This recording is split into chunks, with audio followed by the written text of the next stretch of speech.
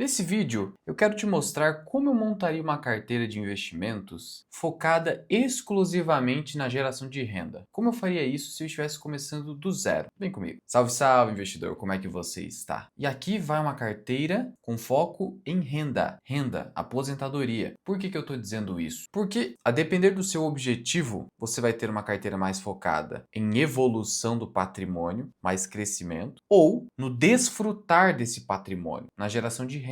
Isso é muito importante porque, vamos lá, se eu quero renda, eu vou escolher ações que pagam mais dividendos. Se eu quero valorização, crescimento, eu vou escolher empresas que não possuem um payout tão elevado. E aí você precisa entender que, se eu estou focado em renda, tem um preço para isso acontecer. Qual que é o preço? Sacrifício de retornos. Entenda, se fosse fácil assim, só estou trocando dividendo por valorização, todo mundo ia querer o dividendo. Acontece que, quando eu foco em renda, eu estou falando para mim mesmo o seguinte: eu aceito receber menos, mas receber agora, porque eu preciso da renda e porque eu quero renda. É algo que faz parte de mim. E eu não vou poder ficar tristinho se eu ver a carteira do fulano se valorizando ou tendo mais retorno que a minha mesmo considerando os dividendos. Percebe isso? É importante você ter essa visão, porque aí você vai estar alinhando expectativa, tá? E aí vamos supor que eu esteja hoje com 100 mil reais na poupança. Vou começar minha carteira com 100 mil reais. Qual seria o primeiro investimento que eu faria? Primeiro, eu alocaria esses recursos na renda fixa. Primeiro, proteger o patrimônio. Primeiro, assegurar a sua sobrevivência. E isso você consegue em bons investimentos de renda fixa. E nada melhor do que isso para títulos públicos. Eu vejo um pessoal investindo em crédito privado. Você tá maluco. Crédito privado é igual investir em empresa. A diferença é que quando eu sou sócio, em caso de falência, insolvência, eu recebo depois dos credores. Quando eu invisto em debênture, principalmente, quando eu não uso fundos para isso, nesse caso estou fazendo o quê? Estou sendo credor, eu vou receber antes, mas é isso. E aí meu retorno é limitado, enquanto que na condição de sócio não existe limite para os retornos que eu posso obter. E aí, então, o que eu faria? Abriria o site do Tesouro Direto, foco em renda. E aí tem a listinha aqui de títulos do Tesouro. Eu pegaria primeiro 1/4 desse valor e colocaria como caixa. Para isso, eu utilizaria o Tesouro Selic. E pegaria o de prazo mais longo, porquanto ele oferece uma taxa superior, Selic mais 0,10. E a marcação a mercado aqui é ínfima. Então, 25 mil reais seriam destinados para o Tesouro Selic 2031. Aqui é a minha sobrevivência. De nada adianta eu estar certo se eu morrer antes de o mundo mostrar que eu estava certo. Então, sei lá, eu acho que uma ação vai de 10 para 100. Só que eu me alavanco ou preciso usar o dinheiro antes, e aí no momento de histeria, volatilidade, eu tenho que sair da posição, perco o dinheiro e a ação depois da queda vai para 100. Eu não passaria por isso se eu estivesse garantindo a minha sobrevivência. Então, primeiro, não perder dinheiro. Depois eu penso em ganhar dinheiro. É assim que você monta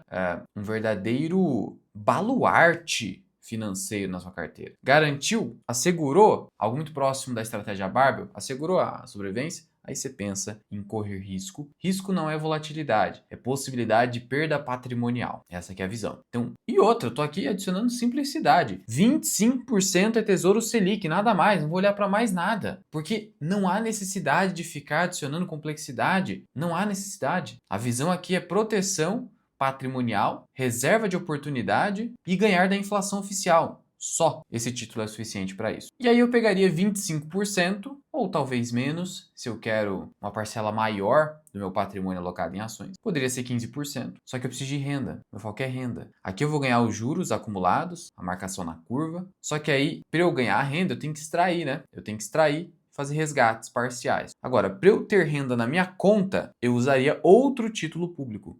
E nem olharia para crédito privado. Tô fora. Na parte de equity, aí sim eu vou olhar para isso. E aí o que eu faria? Pegaria entre 15% a 25%, dependendo aí. Isso é muito individual, mas estou colocando aqui de forma genérica. E pegaria um título não tão longo, para não ficar também preso por muito tempo em um título, mas não tão curto também. E aí eu não tenho outra opção a não ser isso aqui, ó. Tesouro pré-fixado com juros semestrais. Aí o que eu faria? Eu teria uma parte desse patrimônio no pré-fixado com juros semestrais, em que eu ganharia a cada semestre juros na minha conta, o cupom, que a gente chama, e o Tesouro IPCA+, com juros semestrais, 2035, idêntico prazo. Por que não só ter um ou outro? Porque o futuro é imprevisível. Não há como você cravar que no futuro o pré-fixado vai render mais ou o IPCA mais. Se eu olho para o passado, eu chego à conclusão de que o IPCA mais foi mais rentável, mas isso depende. Se eu estiver num momento hoje de juro mais baixo, geralmente pré-fixado e com a inflação ali controlada eventualmente, pré-fixado vai ser melhor se ele oferecer um ganho real efetivo. Agora, imagine o cenário de hoje, 15% de Selic, IPCA sendo controlado. Nesse caso, pré-fixado é um melhor título que o IPCA. Só que ao mesmo tempo, olha as variáveis. Em 2027, a gente vai ter um problema fiscal enorme, despesas obrigatórias podendo ultrapassar as receitas do governo, só as despesas obrigatórias. E aí você vai ter um fiscal complicadíssimo e aí o IPCA pode continuar, pode voltar a subir. Agora ele está declinando e aí ele pode disparar. Então veja que loucura, eu prefiro utilizar os dois. É uma carteira permanente, eu não quero adivinhar o futuro. Então eu teria, vamos supor que seja 25%, eu teria 12,5% no pré-fixado e 12,5% no IPCA+, com juros semestrais 2035. E assim eu não vou ficar me preocupando com o cenário macro no Brasil, que é extremamente complicado, até o passado é incerto. E aí eu matei aqui 50% da minha carteira, ou 40% que seja, matei aqui. Garanti minha sobrevivência e juros no Selicão e garanti renda via juros, que aí vão cair na minha conta por meio do pré-fixado com juros semestrais e do IPCA+, com juros semestrais. Pronto, pronto. Agora eu vou partir para a parte de equity da carteira. E como que eu faria isso? Foco em renda. E aí eu utilizaria ações e fundos imobiliários. Simples assim. E como o foco é renda, no Brasil, eu não olharia para ativos no exterior, ETFs, etc. A não ser que eu queira ter um pouquinho, 5% da carteira. Só para ter uma exposição dolarizada, o que é recomendável, pelo menos uma parte, a fim de você ter uma blindagem patrimonial fora do Brasil. Não ter só os seus recursos concentrados no Brasil. Mas aí é muito individual.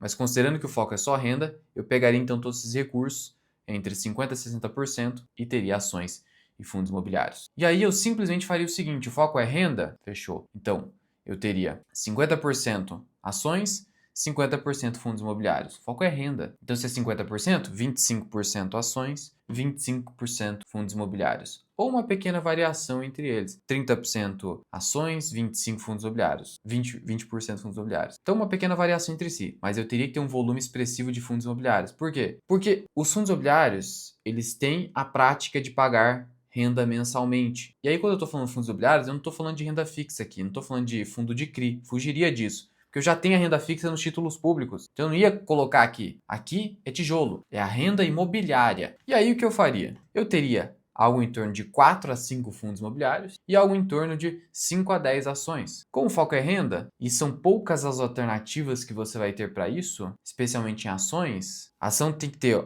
qual que é o atributo que ela precisa ter? Payout elevado, então tem que ser um payout superior a 40% pelo menos, e múltiplos baixos, para que o dividend yield seja alto. Se não, esquece. Mesmo que a ação tenha payout elevado, você vai receber pouco, porque a ação é mais cara. É o caso da VEG, por exemplo. Payout superior a 40%, mas o múltiplo é alto, então você não ganha tanto dividendo. E aí o que eu teria aqui, não é recomendação, mas o que eu procuraria ter em fundo imobiliário? Tijolo. Então, eu teria shopping, que há muita previsibilidade de renda. Para isso, eu consideraria o HGBS 11, um histórico muito consistente, um dos mais antigos da bolsa. No setor logístico, consideraria ter o BTLG11, consistência, baixa alavancagem. Em renda urbana, consideraria o HGRU, portfólio diversificado, renda recorrente, tudo redondo, baixa alavancagem. Consideraria também o TRXF11, por mais que esteja alavancado, a gestão consegue entregar muito valor consistentemente ao longo do tempo. E aí, eventualmente, eu colocaria um de Lages, mas só um, FATN, que é um fundo interessante, e ainda poderia adicionar o juro 11, pensando ali no benefício fiscal das debêntures incentivadas, mas seria o único assim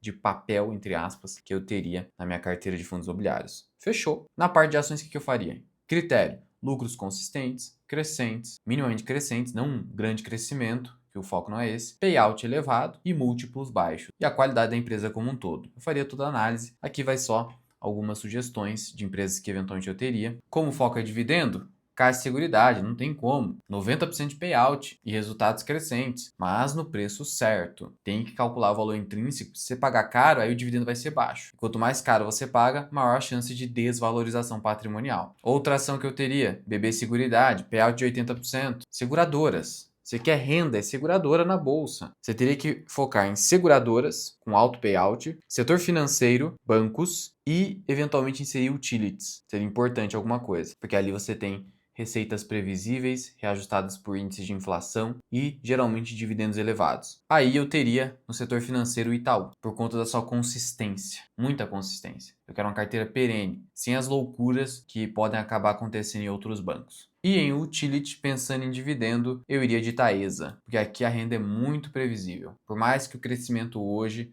seja algo a ser pensado, mas aqui a previsibilidade é muito grande. E commodity, evitaria porque eu teria que pegar no preço certo. Hoje você tem algumas oportunidades, a própria Vale, a Petrobras, hoje em dividendos, poderia ser uma opção, mas depende do momentum. Então fica mais difícil. Essas são mais óbvias, que não dependem tanto do ciclo econômico. Lembrando que sobre o Itaú, eu tenho um relatório na minha comunidade. Lá na minha comunidade, eu escrevi um relatório com valor intrínseco das ações de Itaú.